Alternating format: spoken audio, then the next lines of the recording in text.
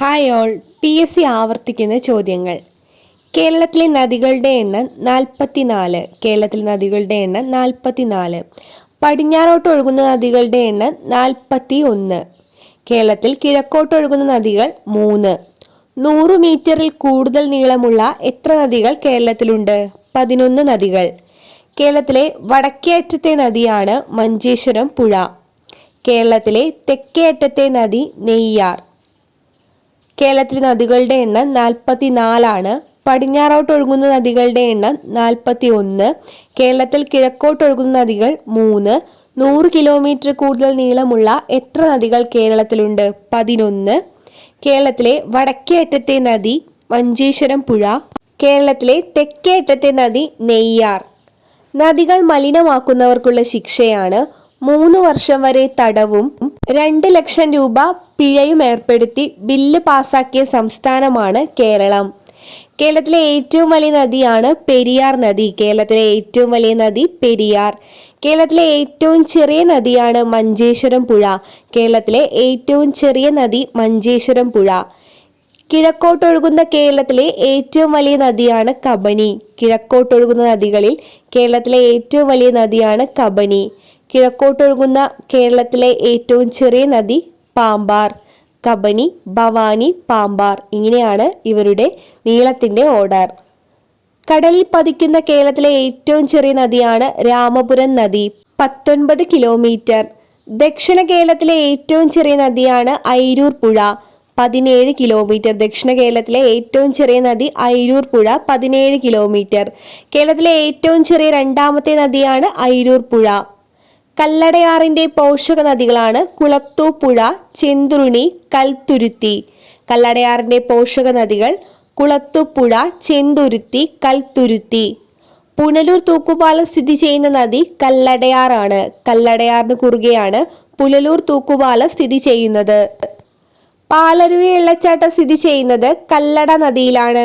കൊല്ലം ജില്ലയിലെ കല്ലട നദിയിലാണ് പാലരുവി വെള്ളച്ചാട്ടം സ്ഥിതി ചെയ്യുന്നത്. കല്ലടയാറിന്റെ പതനസ്ഥാനം അഷ്ടമുടിക്കായലാണ്. കല്ലടയാറിന്റെ പതനസ്ഥാനം അഷ്ടമുടിക്കായൽ. തുഷാരഗിരി വെള്ളച്ചാട്ടം സ്ഥിതി ചെയ്യുന്ന നദിയാണ് ചാലിപ്പുഴ. തുഷാരഗിരി വെള്ളച്ചാട്ടം സ്ഥിതി ചെയ്യുന്ന നദി ചാലിപ്പുഴ. പരവൂർ കായലിൽ പതിക്കുന്ന നദിയാണ് ഇത്തിക്കര പുഴ. പരവൂർ കായലിൽ പതിക്കുന്ന നദി ഇത്തിക്കര പുഴ. കിള്ളിയാറിന്റെ തീരത്ത് സ്ഥിതി ചെയ്യുന്ന പ്രസിദ്ധ തീർത്ഥാടന കേന്ദ്രമാണ് ആറ്റുകാൽ ക്ഷേത്രം. കിള്ളിയാറിന്റെ തീരത്ത് സ്ഥിതി ചെയ്യുന്ന പ്രസിദ്ധമായ തീർത്ഥാടന കേന്ദ്രമാണ് ആറ്റുകാൽ ക്ഷേത്രം.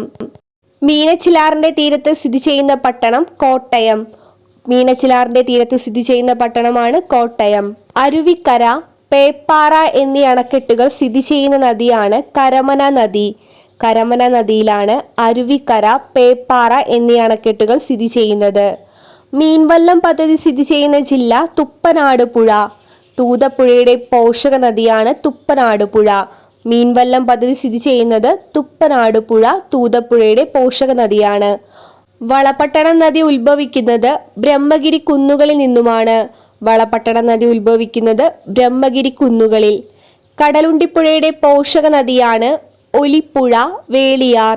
കടലുണ്ടിപ്പുഴയുടെ പോഷക നദികളാണ് ഒലിപ്പുഴ, വേളിയാർ.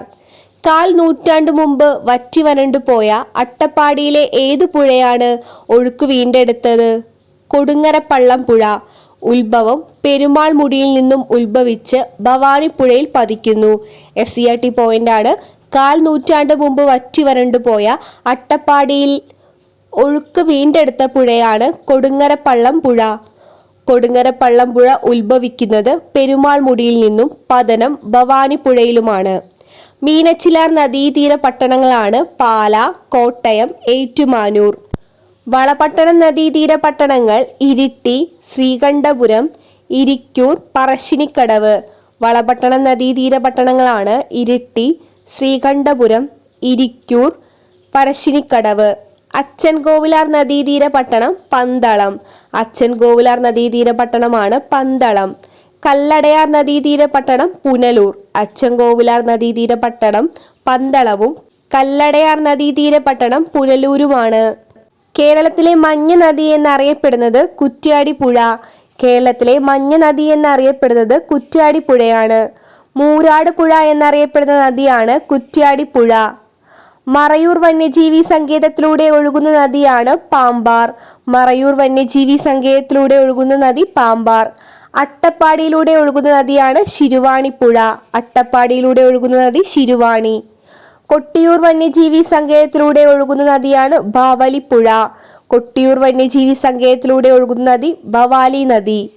യൂറോപ്യന്മാരുടെ കാലത്ത് ഇന്ത്യയിലെ ഇംഗ്ലീഷ് ചാനൽ എന്ന് വിളിക്കപ്പെട്ട നദിയാണ് മയ്യഴിപ്പുഴ. യൂറോപ്യന്മാരുടെ കാലത്ത് ഇന്ത്യയിലെ ഇംഗ്ലീഷ് ചാനൽ എന്ന് വിളിക്കപ്പെട്ട നദി മയ്യഴിപ്പുഴ. മയ്യഴിപ്പുഴയുടെ ഉത്ഭവസ്ഥാനം വയനാടൻ കുന്നുകളാണ്.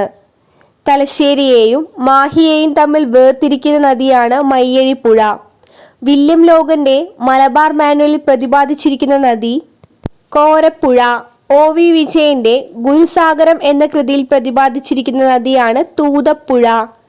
SK പൊറ്റക്കാടിന്റെ നാടൻ പ്രേമം എന്ന കൃതിയിൽ പ്രതിപാദിച്ചിരിക്കുന്ന നദി ഇരുവഞ്ഞിപ്പുഴ.